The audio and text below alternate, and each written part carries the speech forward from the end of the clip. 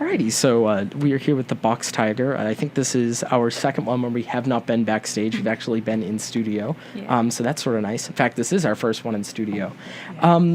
So I remember seeing you guys at Boston Calling. It was sort of a really big show. How was it for you guys? It was really, really awesome. Like, I guess it was probably one of the actual like better things we've done, like as far or like bigger things we've done as a band, and so it was almost weird in a way because we were a small band and we were playing a huge festival, and it's like that weird feeling of like I don't know if we're supposed to be here, but we got chosen, so I guess we're supposed to be there, and it was really, really cool.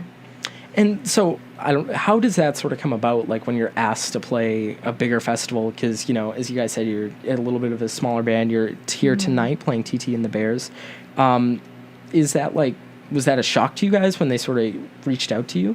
Definitely. I mean, we actually submitted through, like, a Sonic Bids thing was the initial way in which I think our name got tossed around to do the spot, and like it was crazy because like usually like when you kind of submit for shows and stuff like at that level, you know, you're waiting for like the rejection email of like, I'm sorry, but unfortunately you didn't get this. But then it wasn't that email, and it was like I was on a part-time job I was working, and I remember seeing it in my inbox and just being like,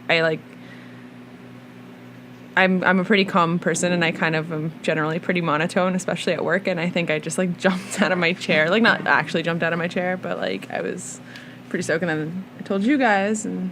Well, actually, what happened with me was, you know, you posted, like, oh, my God, I'm so excited, and I got a text from another friend of mine. She goes, what's going on? And I was at work. What's wrong with Sonia? And, yeah, she said, what's wrong with Sonia? And I was like, uh-oh, what happened? Did something bad happen? Uh-oh.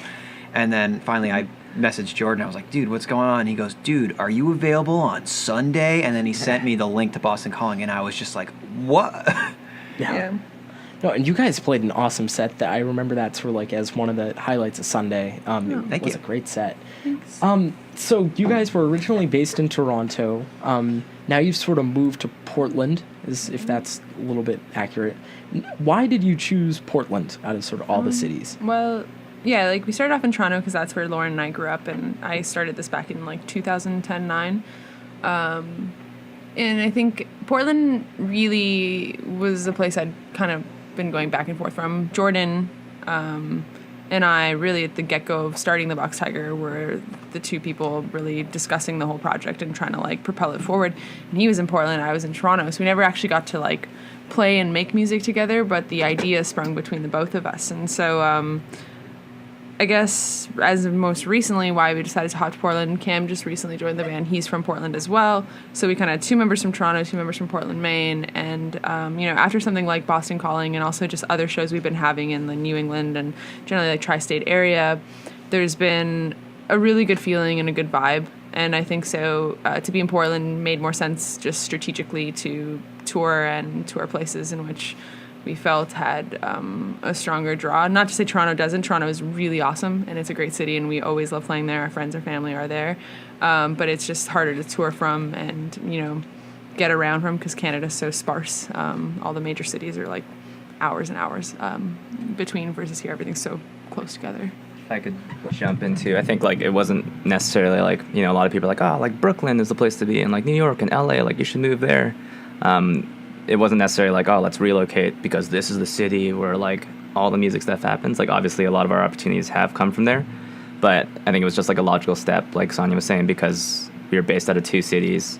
Once all the stuff started happening, like Boston Calling happened, we got to open for a ton of big bands.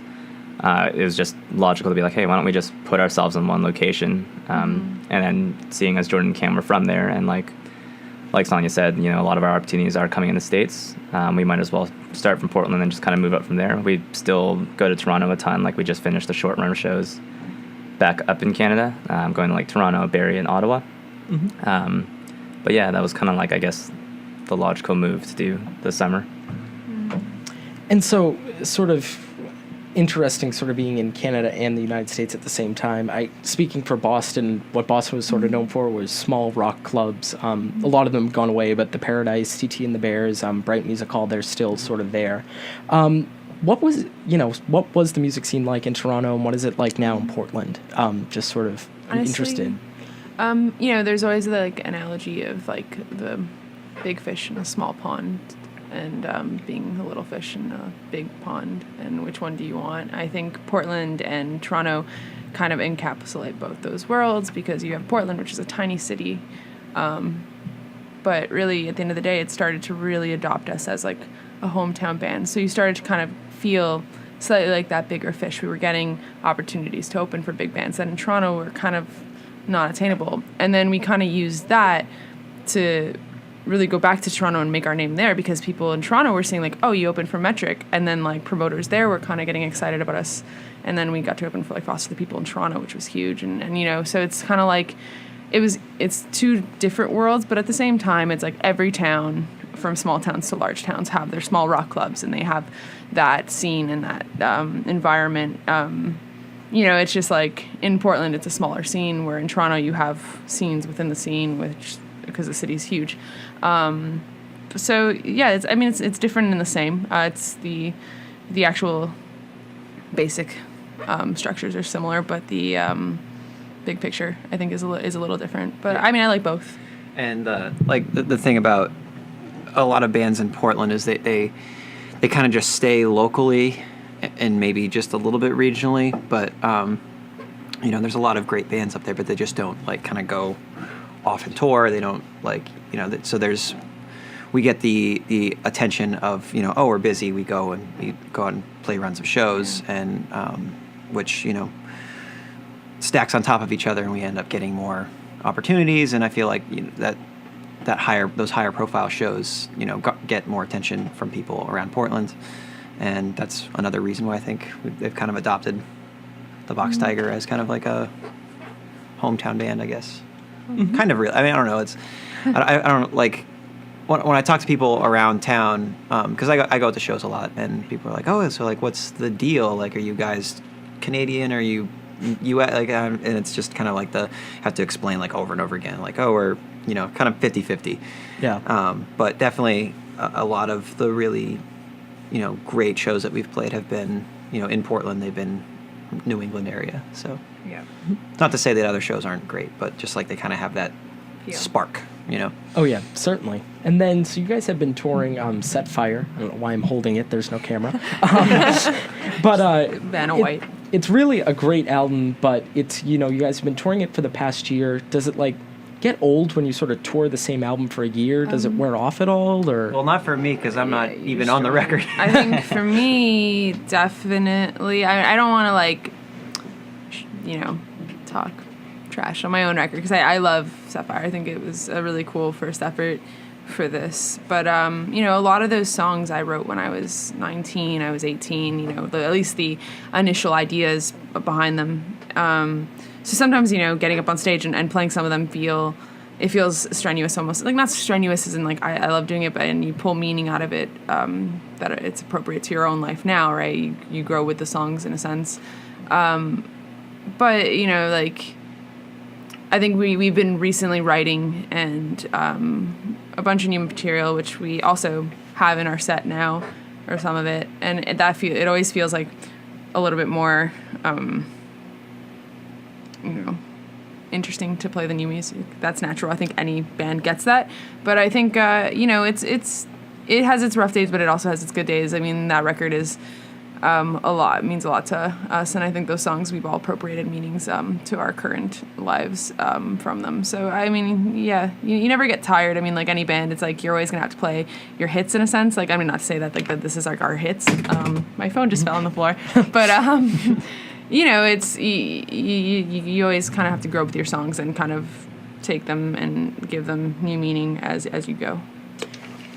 I think too, what kind of helps out with it and what we don't take for granted is that obviously, like, we are still a small band, so when we are playing shows, like, there's probably only a handful of people that know us, if even that. And if we're in a new city, then like likely no one will know us. So then you kind of keep that in mind and realize that, like, this is the record that's out, this is the thing that people will pick up if they do like it, and that kind of helps keep things fresh, I guess, in a sense, right? It's not necessarily like, oh man, here we go, like, this is a song that everyone loves, right? Like, again, we just realized that we need to kind of like give it our all to catch the attention of people, like, you know, yourself, like you, if you didn't know who we were and we're playing like a song that we've played like 100 times or whatever, right? If we don't play it well, then it won't reflect necessarily like the best on us as a band. So we always keep in mind that there are millions and millions of people who don't know who we are, right? Probably more than that. So that kind of, I think, helps keep the music and the material like still like fresh to us, regardless of how many times we've played through the songs. Mm-hmm. And then Sonia, I remember you sort of saying that you wrote these songs when you were younger, and that now playing them it's a little bit different. In a way, does the old music inspire the new music? Like, does playing sort of the same songs inspire you to write new ones? Strangely enough, no.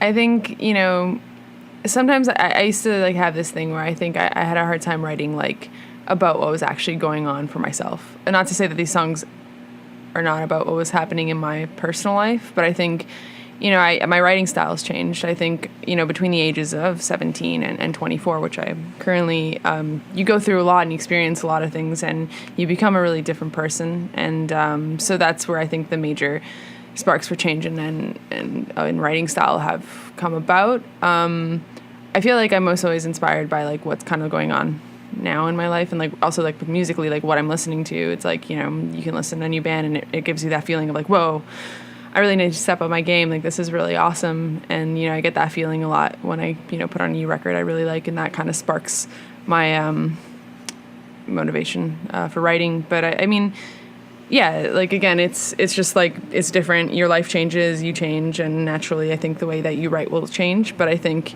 you can never I'd never, say that I'm past these songs. I think I'm rediscovering them always.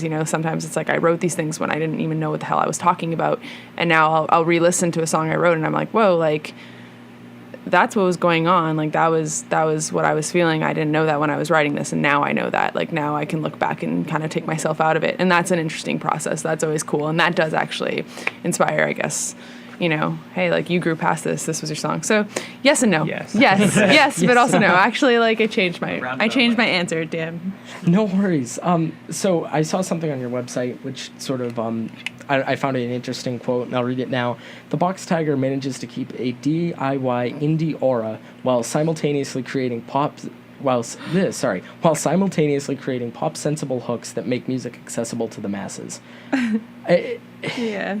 Sort of it's easy to sort of understand what that means, but what does it mean? Okay, so that was my attempt at being like, we really need a bio, and like trying to create a like bio for the band that was like supposed to seem like someone else wrote it. So that's what that was. I don't know what that means. I think it just means like, what I was trying to get at was pretty much like we could play to like someone's mom or someone's little sister or like them and they're our age, like, and people kind of like it. Like I've never really found to be like, oh, this is like our niche. Like I think our issue is sometimes we can't figure out what our niche is. It's just like a lot of really different people like it, and I think that's because it's like poppy enough, but at the same time like we do everything on our own, and we're not like a pop band, and we're not writing to be a pop band, but at the same time I think it's very accessible like pop music is. I think that's what I meant, but yeah, the wording on that is kind of silly. Yeah, I mean I enjoy the wording. Oh, you do? Sort of. I don't know how to phrase this question sort of without offending other artists, but you have artists like, if you take Lorde, for example, incredibly talented, sort of blew up overnight with Royals. I mean, she's practically my age, but she sort of, I don't know that much about her background, but I'm going to assume that an artist like her would not have played the smaller clubs and like the way that you guys are doing and sort of working your way up where, it sort of was like a snap of your fingers and you're there. So how does the DIY separate you from other bands? Well, I mean, it's just what the type of band we are. I mean, like, yeah, with like Lorde or like with a lot of like those larger pop acts, they earn their dues in a way different way that I wouldn't be able to do probably, because that's not where we've come from. But I think it definitely separates. The fact is that I think you're a lot more tolerant. Like, you kind of become very, very aware very quickly that like not every show is going to be a good show. Like, it's funny because like you'll play like a really big show in your hometown, and then you'll start moving away from it, and you end up playing to like 2 or 3 people sometimes, and it's like that kind of stuff. And also just like you start to become aware of like it's not just about you. Like one of my favorite documentaries, music documentaries, is Look at What the Light Did Now. It's a Feist documentary, and I just watched it recently. And how it takes apart is like it shows she had a stadium tour which is very strange because she's like her music's not really made for stadiums, and it kind of completely highlights the process of that stadium tour and everybody involved. When you're doing things in a DIY setting, it's you become very aware that it's not just you, it's a group of people working together, and it's, you know, really finding those people, and whether they're in other bands or artists or, you know, just friends in different towns, and that, you know, so you become tolerant, and also you really become aware that you need to be working with a group because you don't have representation and you don't have things that, like, you know, a major label band or like a pop artist would, you know, acquire through mainly what they're doing, you know. So yes, yeah. And I don't get me wrong, I completely respect the DIY thing. I think it's, you know, sort of like a much more natural way to come up, you know, through the music scene. So, and sort of continuing with that, you guys are not signed to a major label yet. You've had all these incredible opportunities. When you set out to make music without, you know, a label, like, or let me put it this way, like an established, like RCA, Columbia, something like that, is it harder than you expected? Is it a little bit easier than you expected? Because it's sort of, I mean, everything really changed from, you know, you have to, like, you absolutely have to have a label to succeed to, well, if you have, like, an internet following, then it makes it a lot easier. I think we're in a, sorry, well, like a lot of, you know, at least a few of my favorite bands were on major labels and then either got dropped or their deal was up and they were just kind of like, it's not really for, like Manchester Orchestra, actually, is one of my favorite bands, and they were on, like, a major label, and then I don't remember what happened, but they got dropped or their deal was up, and then with this new record that they put out, they were like, like, it doesn't really make any sense for us to have a deal right now. And then eventually they did find a record label that was willing to really work with them. But yeah, and it just seems like they're kind of at a point now where they are so excited because they pretty much can do whatever they want. They have, like, a band house, and that's where they record their records. That's where they do their merch. They send out all their merch, like, directly from the band. There's no, like, merch company that they owe money to or whatever. So they pretty much run the show, and I feel like it's starting to get to a point, if you're a certain kind of band, where you're able to do that. And I'm sure it was a long and hard road for them to get to that point because of, you know, the corporateness of certain big labels and all that. And I just think it's all about the way that you approach it. And you got to find the people that want to work right with you and believe what you're truly about, like, at your core, you know?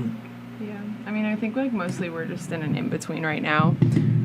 We are doing everything on our own, but we also don't, you know, to really do everything on your own and do it well, realistically, you need money, you need a following, like, you need that. And I think starting up, you know, it's this weird in-between where it's like, you know, if you have something really good and you put it out there, people in a way could find it, but I mean, you still need to do it either smart. You're creating that team, and, like, the team becomes a label. It's confusing. Like, I've always been, like, at a toss-up of, like, you know, what's better or what's worse, and I don't think one's better or worse. I think it's like they can kind of work together and needs to work together. I think doing things DIY kind of, or, like, you know, like, that is what a lot of labels are doing. You have a lot of labels that run that mentality now, so it's not as weird. It's not like as corporate, like, major label stuff was, you know, say in the 90s or 80s and stuff. But yeah, I think just to keep on expanding at that, like, we're definitely open to the idea of now. Yeah, I mean, like, you know, like Sonia said, like, everything that's been done so far, like the tours and stuff like that, is all done on our own. But there's only so much that you can eventually do, and I think that's kind of like the in-between where we are now, where we're kind of finding where it's like, this is great, like, we're getting a ton of awesome opportunities, but, like, what if, like, if we had that extra little push, like, where could we go from there? Like, what else is out there, type of thing. So, I mean, that said, like, it's not necessarily like we're like, we really hope, like, a major label comes and swoops us up and takes us across the world, but, like, you know, if there's any sort of external help that may come, like, I think we're more than willing to at least see what's out there, maybe not agree to anything just yet, but, like, if someone were to come and be like, hey, what if, like, this was something I could help you out with, maybe not necessarily like a label, but, like, some sort of management or, like, some sort of external help that has more reach, like, if we can, like, I think we're more than willing to kind of explore what's out there, which is kind of the advantage of where we are. Like, we're still doing that DIY thing, which means that we have that freedom to kind of explore those possibilities and, see what's out there. Yeah, and I found it interesting. It's sort of what I think, in a way, it's a double-edged sword, because you can certainly put the music out there, but, sort of getting the listeners after that is where, it becomes difficult in a sense. And Manchester Orchestra is a great example of, they signed and it wasn't the perfect fit. I'd Say Anything, I think, was sort of something similar to that. Yep. But now he has his own label, so that's all that issue. And then this will be my last question, and it's sort of, again, looking towards the future. I know that we talked a little bit about Set Fire. What do you see sort of the differences between Set Fire and the next release that you guys will put out? I think for myself, I feel like it's much more mature writing. I think it's more the music I really want to make. Not that Set Fire wasn't the music I wanted to make, but it was the music I could make at the time. But now, having the lineup of the band be what it is now, and having the musicians in this band that are in this band now, which is, the four of us, Jordan, Cam, Lauren, and myself, it feels like we're all at that point where we're really at the top of our game with it, and we could really move something forward, and the ideas are coming out, and they're being crafted in the way that I think I have always wanted them to be since I started Box Tiger, but now it's finally getting to that point. And I think that's the main difference. It's a lot more competent, and I think if I wasn't in this band, I'd want to listen to the new music that we've been writing personally. That's how I feel mostly, is like I would still listen to it, not because it's my band, but because it's, I think, worth it. And not to say that again, that Sapphire wasn't worth it, just I'm really excited. Yeah. I'm really excited about the new stuff, and that's natural for any artist. So we're just very excited, and I think we're really ready to move this forward. And Set Fire, as I said, is certainly worth it. You can check it out on Bandcamp and iTunes and Spotify as well. Is there anything you guys want to add? We're also on Facebook, Instagram, Twitter. We're all over the internet. Believe it, all over. Yeah, that's like more of the DIY thing. Like, we try to get out the word for anything that's happening out on all the social media stuff and like on our website. So feel free to check us out on there. Follow our personal pages. We tell funny jokes. No, we don't. Sometimes we make it. We tell a lot of jokes, and then every now and then, like, one of, 10 will be funny, and then... More like 1 out of 25 is like, oh, this is something that someone might laugh at. Mildly interesting. There's always that one person who favorites, all of them, so... I'm doing it for that one person. Feel free to support us out there. We love support, hearing from people, and the support thing. Like, I know it sounds cheesy and probably cliche, but I think one of the big things that always gets me excited is when a band that I like, I reach out to them and they're like, whoa, they just tweeted back at me. They retweeted my band. I think that's one thing that I don't know, I'd like to think if people reach out to us and we get back to them, they get that same sense of excitement. So find us there, because we're all about that.